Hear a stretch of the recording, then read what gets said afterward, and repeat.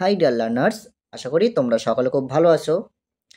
তো আজকে আমরা আলোচনা করব ক্লাস 8-এর দ্য ওয়াইন ক্যাপ গল্পের সেকেন্ড পার্ট নিয়ে। এর আগের পার্টে আমি তোমাদেরকে কিছুটা পড়িয়েছিলাম, তো আজকে আমরা তার পরের থেকে পড়ব। তো তোমাদের মধ্যে যারা ওই ভিডিওটি এখনও দেখোনি, তোমরা অবশ্যই ভিডিওটি দেখে নেবে, যাতে করে তোমাদের পড়াটা বুঝতে সুবিধা হয়। তো আজকে আমাদের মূলত শুরু হবে I thank you for your kindness. এখান থেকে আমরা আজকে শুরু করব। তো তোমাদেরকে একটা কথা বলে রাখি, যারা নিউ ভিউয়ার্স তাদেরকে বলি যে আমরা এখানে কিভাবে পড়ব। প্রথমে আমরা গল্পটি রিডিং পড়ব, তারপরে আমরা প্রত্যেকটি ওয়ার্ডের মানে জানব, এরপরে আমরা ট্রান্সলেট করব। আশা করি বুঝতে পেরেছো। তো চলো তাহলে শুরু করি। I thank you for your kindness, tell me your heart's desire and I will grant it to you for saving my life, said the fairy. John bowed back but said nothing, although his heart yearned to go out to the sea. He did not express his wish. ওকে, চলো আমরা এবার word মিনিংগুলো জেনে নিই। Okay, I মানে আমি, তোমরা সকলেই জানো। থ্যাংক, থ্যাংক মানে ধন্যবাদ দেওয়া। ইউ, ইউ মানে তুমি, এটা pronoun. Okay, for your kindness, for হচ্ছে প্রিপোজিশন। ইয়োর কাইন্ডনেস, ইয়োর মানে তোমার, কাইন্ডনেস মানে দয়ালু।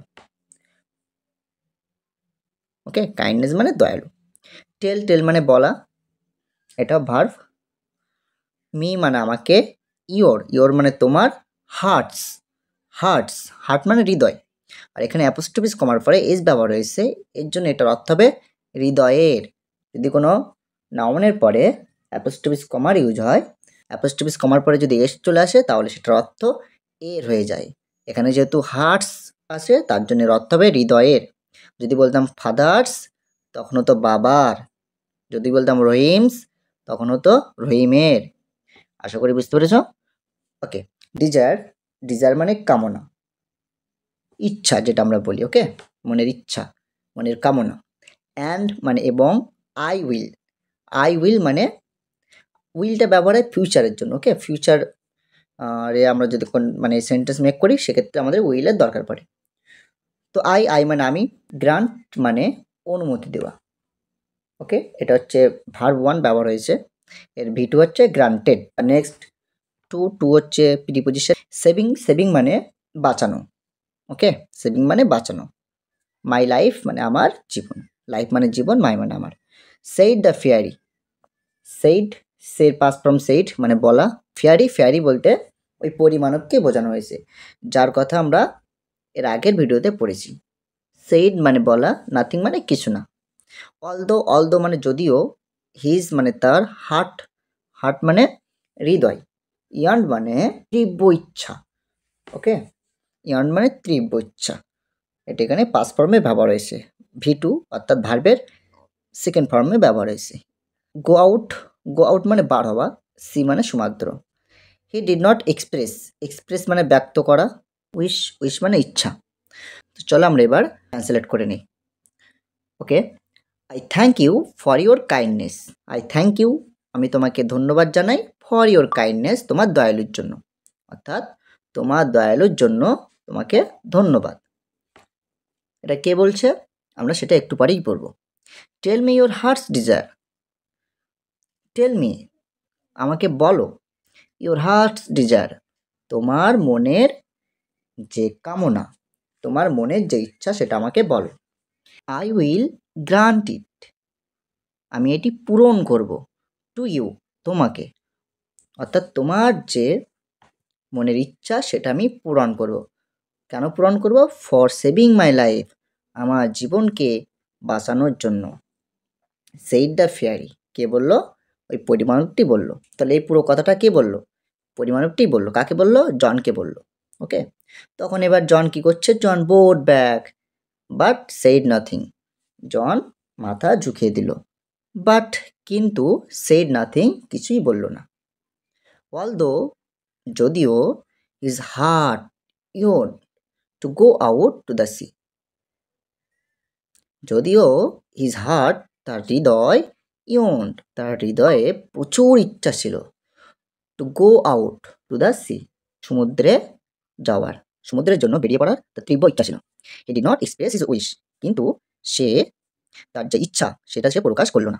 ওকে, নেক্সট চলো। The green fairy man could read a heart easily, so he said, I see you wish to go sailing. John's face answer for হিম।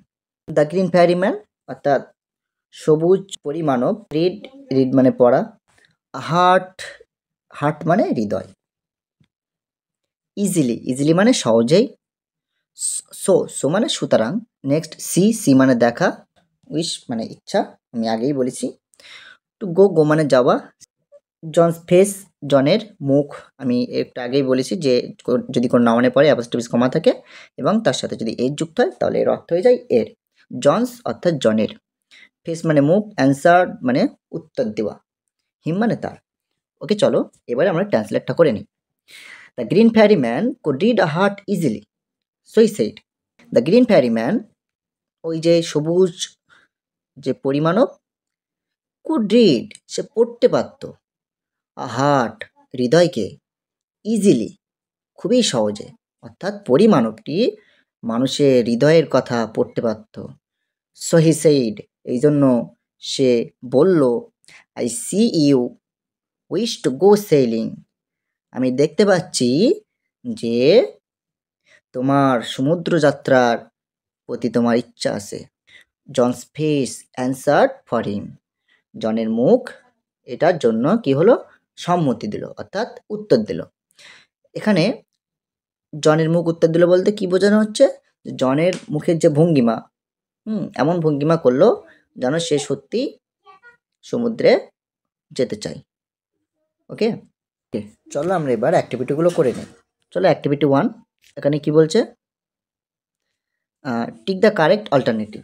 এখানে যে অল্টারনেটিভগুলো আছে এর মধ্যে সঠিক যেটা সেটাই টিক চিহ্ন দিতে হবে। প্রথমে কি আছে, the lad had wanted to be a doctor, sportsman, Sailor.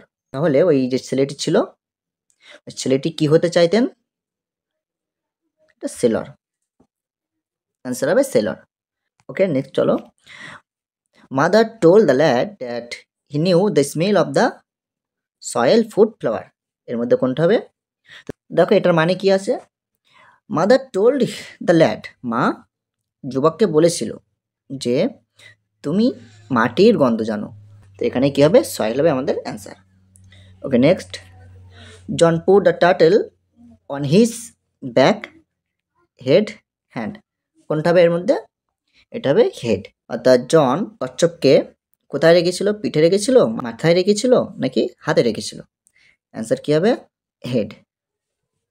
Okay next number 4, the fairy man wanted to know John's age, name, hers desire. অর্থাৎ ওই যে পরিমাণব, এই পরিমাণব তিনি জানতেন, কি জানতেন, জনের বয়স, জনের নাম, নাকি জনের মনের যে ইচ্ছা ছিল সেটি জানতেন। অ্যান্সার কোনটা হবে, অ্যান্সার হবে অপশান সি, হার্টস ডিজায়ার। ওকে এবারে আমরা অ্যাক্টিভিটি 2 সলভ করব। এখানে কি বলছে, rearrange the following sentences in the correct order and put the numbers in the given boxes. অর্থাৎ এখানে বলছে যে সঠিক ক্রম অনুসারে নিচের যে সেন্টেন্সগুলো আছে, বাক্যগুলো আছে, সেই বাক্যগুলিকে সাজাতে হবে এবং পাশে যে বক্স রয়েছে ওখানে সঠিক নম্বরটা লিখতে হবে। অর্থাৎ তোমাদের এই গল্পর যেটা পড়লে, এই গল্পে যে লাইনগুলো, যে গল্পের যে কাহিনীগুলো, সেন্টেন্সগুলো আছে পরপর, সো সেইভাবে তোমাদের এখানে সাজিয়ে সাজিয়ে লিখতে হবে। অর্থাৎ কোন সেন্টেন্সটা আগে ছিল, কোন সেন্টেন্সটা তারপরে ছিল, সেইভাবে তোমাদের নিজেদের লিখতে হবে। তো চলো আমি এগুলো সলভ করে দিচ্ছি। 1 নম্বরে কি আছে, বলছে John met the tiny green turtle, John ছোট্ট সবুজ কচ্ছপকে দেখতে পেয়েছিল।